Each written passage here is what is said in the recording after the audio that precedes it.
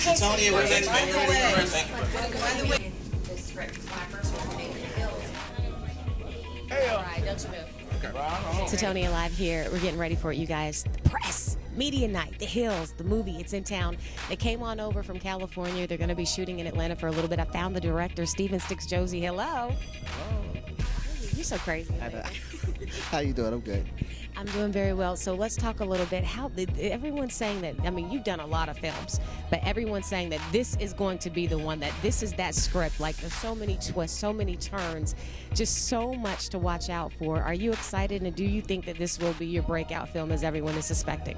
I mean, I've been praying on it, and I'm hoping that this is the one that, everybody likes and, gravitates to each character. Because my purpose of writing this is for people to relate to each character in there. They could fall in love with and relate. You and one of the lead characters, a long time ago, you said, I'm going to write this script, you're going to play the bad guy, I'm going to defend you, and this is how it's going to go down. Tell us about who you were talking about and how that's going to unfold on screen. Mr. Carl Clemens from The Wire, him and I go way, way back. And I loved his work on The Wire. And I said, I got to write this script that everybody's going to think I'm crazy. You're going to kill my best friend. I know you killed him. Right, but still going to defend you. Right. So, but when you find out why and how the journey led up to that, it really answers a lot of you questions. have a very talented cast here. I mean, you've got Omar Gooden, you've got Clifton Powell, you've got Malik Whitfield, you've got yourself, you've got Cinda from Mo Better Blues, you've got Claudia Jordan. How did you get this cast together?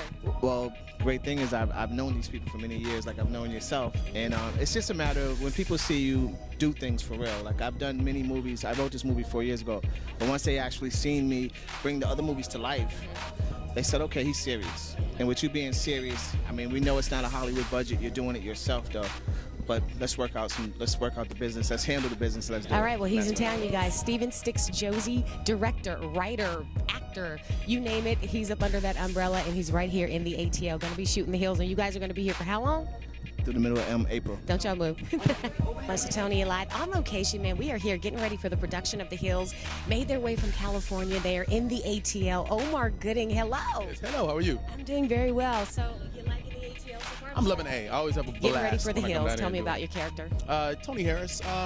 He's sort of on the thug side. He's on the thug side. You can't really tell when you first meet him, but by the end, you definitely understand where he's coming from. So it's a good time. And of course, how did you get connected with Stix? Well, I met Stix, I think it was when we were on the set of a film I did called Percentage out in Miami. And then it was one of those, we exchanged numbers, said we're going to work together down the line at some point. And we kept talking, and he finally put us together. So I'm really excited to be a part. Yes, it's called Family Time. We're on our 3rd season. We start production in April of that. Yes, with me, Angel Conwell, who plays my wife. She played my girlfriend in Baby Boy in the film we did together. Yeah. So you guys have good chemistry. Reunion, great chemistry. You played my girlfriend in real life too, so we really do have really good chemistry. Well, we're going to go ahead and get started. I don't gotta introduce him. This is him. Heads up. Then we got Mr. Dan and Green. Mr. Dan and Green. Today is the first time.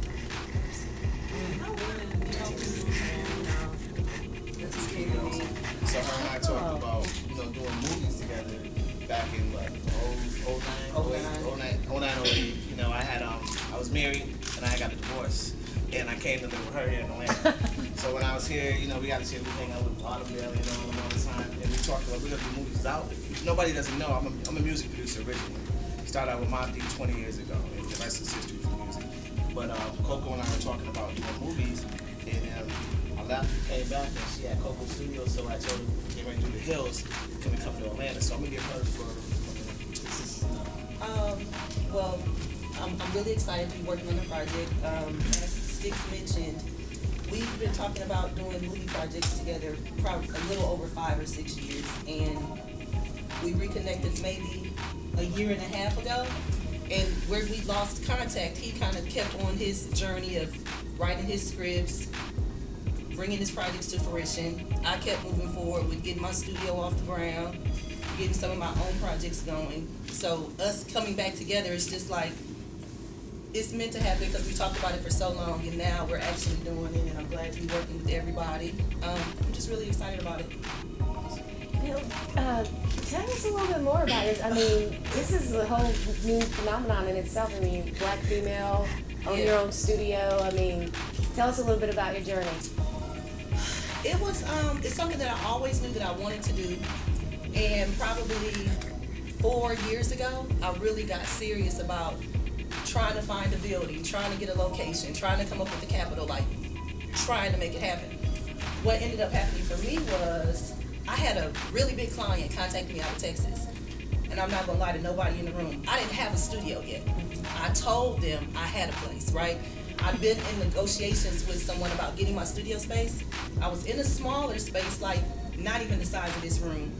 And I said, well, you know what? I got a space. I've got like 40,000 square feet worth of prop inventory. I got production space. You know, I'm selling it to make it to right. And then negotiating with the guy whose building I moved into, like, listen, this is what I do. He owned a event company where they only do corporate parties. So when I drove past the place, I automatically assumed that he was in film and television too. I knocked on the door, hey, I'm Coco, this is what I do, I can cross-market your props, you know, this, that, whatever. So he really wasn't paying me a whole lot of attention. I kept coming like every day. I would come every day, let me take you to coffee, let me take you, sit you down and talk to you. So then maybe 3 months later, when this client called out of Texas, I was still in this little studio stuff. I said, no, I got it. I said, you know, if y'all can give me about 45 days, come out to Atlanta and my place will be ready.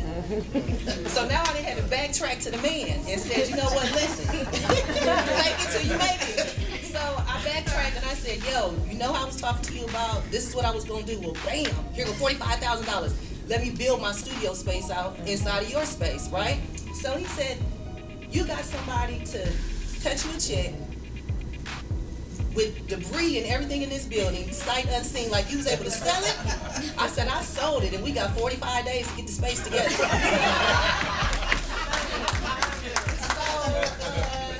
this was this was November of, I think, 2013.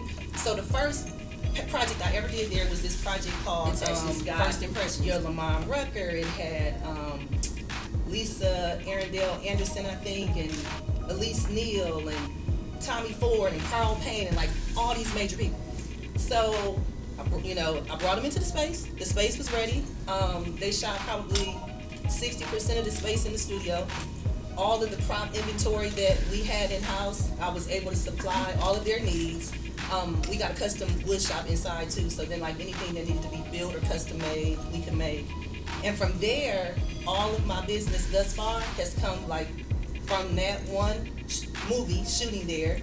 Everybody's sending me referrals, but my business has just blossomed. So it's awesome.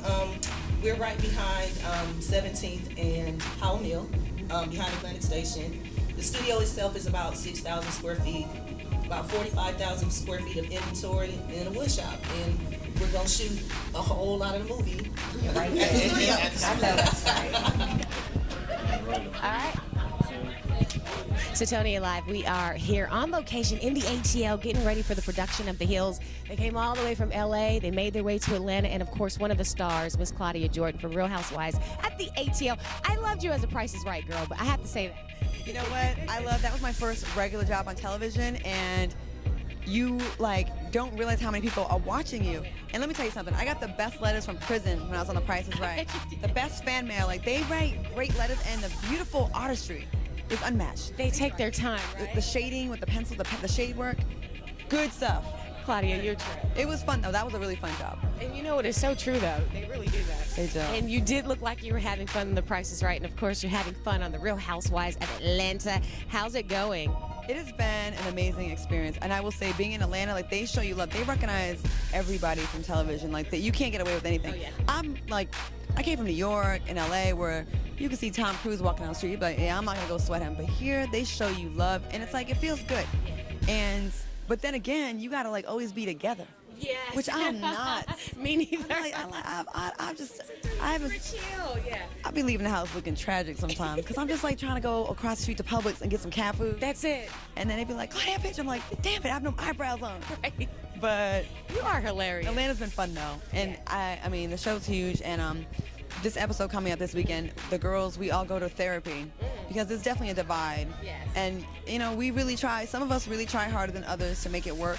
And I think you'll find this episode pretty interesting. Well, I think you bring a lot of spice to it, and we are enjoying watching you. And, of course, you're also on the radio. You're on the Ricky Smiley Show. And that's been fun.